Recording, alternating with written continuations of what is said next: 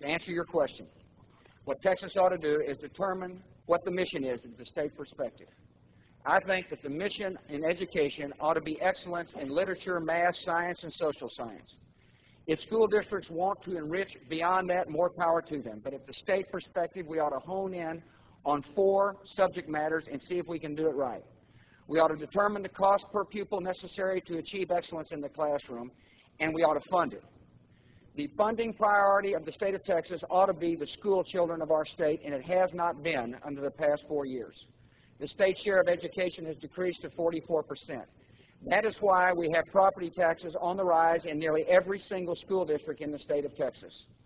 Define the mission, determine the cost per pupil necessary to achieve the goal, and elect a governor who's willing to say that the #1 funding priority of our state will be the school children of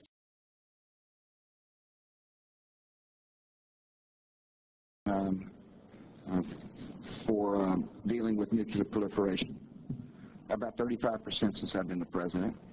Secondly, we've set up what's called the, well, first of all, I agree with my opponent that the biggest threat facing this country is weapons of mass destruction in the hands of a terrorist network. And that's why we've put proliferation as one of the centerpieces of a multi-pronged strategy to make the country safer.